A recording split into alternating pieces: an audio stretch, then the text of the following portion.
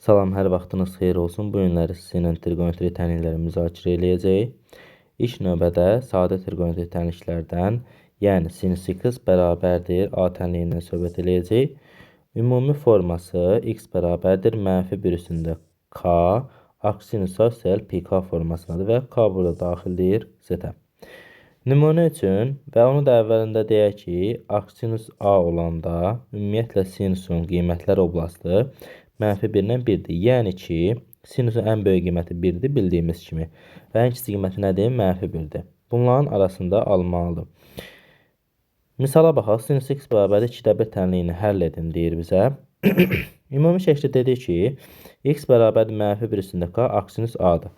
Olur, aksinus a-mız nədir? 2/1-dir. Aksinus 2/1 üstəgəl pk. Aksinus 2/1-in qiyməti nə deməkdir?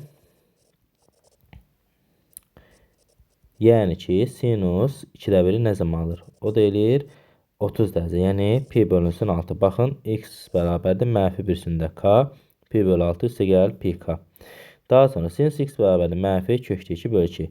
Yadınızda qalsın ki, ümumiyyətlə a mənfi olduqda -1 üstündə k plus 1 yaranır. Yəni mərhələ şəklində burada göstərib sizə. Amma ki, birbaşa da siz bilə bilərsiniz ki, əgər bizim a-mız mənfi olarsa, yəni a sıfırdan kiçik olarsa, onda x bərabərdir -1 üstündə k plus 1 arc sinus a üstəyənsin pk və k daxildir z formasındadır. Yəni nümunə olaraq da verib bizə. Deməli, kökdə 2 bölü 2-ni sinus nə zaman alır? 45 dərəcədə, yəni pi bölü 4-də alır. Ona görə də -1 üstündə k plus 1 üstəyənsin pk. Kosinus x bərabərdir a tənliyinin həlli isə x bərabərdir plus minus arc kosinus a üstəyəl 2 pk-dır. Baxın, burada diqqət yetirin. Sinus da pk-dır, amma kosinus da nədir? 2 pk-dır. Və burada da hər zaman nə olur? Plus minus arc kosinus a olur. Kökdə 3 bölünsün 2 tənliyini həll edin deyir. Kökdə 3 bölü 2 neçə dərəcədə alır kosinus? 30 dərəcədə alır. Yəni pi bölünsün 6 üstəyəl 2 pk. Və qarşısında da nə? Plus minusumuz. Davam edək. Kosinusun mənfisində isə sinusun mənfisində bildik. -1 üstündə nə olmalıdır? K plus 1 olmalıdır. Amma kosinusun mənfisində isə arc kosinus mənfi olanda, qarşısındakı ədəd mənfi olanda biz pi-dən çıxırdıq. Pi-dən çıxırıq. 2/1-i nə zaman alır? 60 dərəcə. Yəni ki, pi bölünsün 3-də. Bu da 1 çıxılsın elə 3/1 deməkdir. 1-dən 3/1 çıxanda nə qalır? 3-də 2. Yanına da p əlavə edilir. Olur 3-də 2 pi. Baxın. Diqqət yetirin. Plus minus 3-də 2 pi üstəgəl 2 pk. Daha sonra tangens x bərabərdir a tənliyinin həlli arctangens a üstəyənsin pk formasındadır. Və burada da bizə verib tangens x bərabərdir kökdə 3. Kökdə 3-ü nə zaman alır? 60 dərəcədə. Yəni pi bölünsün 3-də. Və olur pi bölü 3 üstəyənsin pk və k daxildir z-ə. Mənfi olanda, arctangesdə mənfi olanda nə olur? Ümumiyyətlə yadınızda alsın, aksinusla arctangesdə mənfi olanda mənfini qarşılayır. Baxın, o -1 üstündə k plus 1-in yaranma səbəbi də ondan ibarətdir. Yəni ki, baxın burada aksinus mənfi olanda neynədir? Mənfini qarşılayır. Oradan yarandı. Və yaxud da belə hətta saxlayın ki, deməli, tangensə və sinusda olduğu kimi yəni ki, qalır bu formada. Pi bölünsün 3 pk və yaxud da -1-i nə zaman alır? Pi bölü 4, mənfi olunca -pi bölü 4 pk. Arc kotangeslə, arc kosinus da isə pi-dən çıxacaqsınız. Baxın, indi məsələni göstərəcək. İndi kökdə 3 bölü 3-dür. Bu da olur 60 dərəcədə. Yəni pi bölünsün 3 pk-da. Mənfi olanda nə edəcək? İndi bayaqlar qeyd elədik ki, mənfi olanda arc kosinusla arc kotanges isə pi-dən çıxır. Baxın, pi-dən çıxır pi bölü 6-nı. Niyə görə? Çünki 30 dərəcədə bu kökdə 3 alır da. Pi-dən də pi bölü 6-nı çıxmaq 1-dən 6-da 1-i çıxmaq deməkdir. Olur nə? 6-da 5 pi. 6-da 5 pi üstəyənsin pk. Baxın, sizə deyir, a modul a böyükdür 1 olduqda sinus x və kosinus x tənlikləri həll yoxdur. Məsələn, sinus x 3-ə mən dedim axı, oradakı a nə olmalıdır? Maksimum 1 ola bilər. Minimum da nə? -1 ola bilər. Bu aralıqda olmasa, yəni ki, -1-dən kiçik olsa və yaxud da 1-dən böyük olsa, bu tənliyi həll olunmur. Söhbət sinus və kosinusdan gedir. Çünki onların qiymətli rublası mənfi 1-dən 1-dir və burada da yazıb x daxildir, boş çoxluq, yəni həlli yoxdur. Gəlin indi xüsusi hallara. Xüsusi hallar yəni önəmlidir.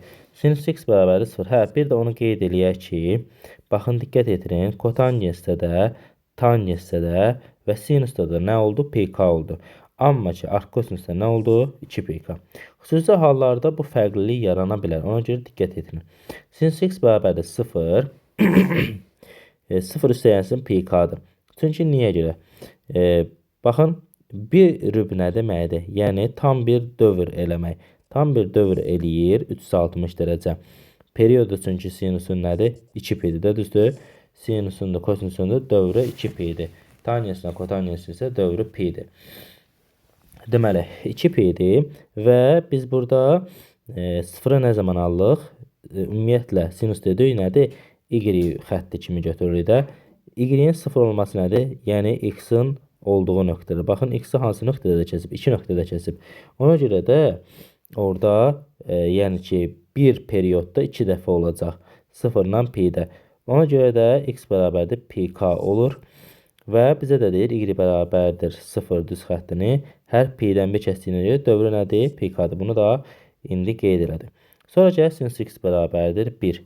Sinus x bərabərdir 1 isə sadəcə bir dövrdə, bir tam dövrdə bir dəfə alır. O da 90 dərəcədə alır. Başqa almır. Çünki bura 1-dir, bura mənfi 1-dir. Burada amma 0-dan 0-dır. Baxın, 0-dan 2-dən oldu. Ona görə pk oldu. Orada 2 pk olmadı. Amma ki, 1-dən neçə dənədir? 1 dənədir. Və yaxud da mənfi 1-dən 1 dənədir. Ona görə də olur pi bölü 2 üstəyənsin 2 pk. Mənfi 1-də isə mənfi pi bölü 2 üstəyənsin 2 pk. Yəni 2 pk-nın mahiyyətini aydınlaşdırdıqda sizə ki, niyə görədir?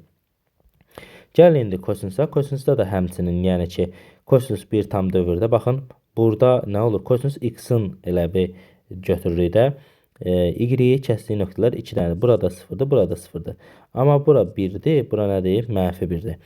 0 olanda, nə zaman 0 olur? 90 dərəcədə. Pi bölü 2 üstəyənsin pk formasında olacaq. Və bizə deyir ki, 0 düz xəttini hər p-dən bir kəsdiyindən dövrü pk olur. Daha sonra 1 olması 0-da dedik olur. 0-ın üstünə 2 pk gələndə 2 pk-nı da aydınlaşdırdı. Yəni 2 pi-dən 1 alacaq onu. Çünki bir tam dövrdə bir dənə yerdə 1 ala bilir. Və mənfi 1-i də həmçinin mənfi 1-i 180 dərəcədə alır. Yəni pi-də alır. Pi üstəyənsin 2 pk formasında olacaq. Bu xüsusi hallara diqqət edin. Yəni, çünki bəzi misallarda qarşınıza çıxacaq. Mövzular ümumilikdə çətin mövzu deyil. Sadə mövzuda sadəcə diqqət etmək lazımdır və bu mövzu buraxılış mövzularından biridir. Yəni ki, 11-ci sinif buraxılışına adətən, yəni ki, düşən suallardan biri olur.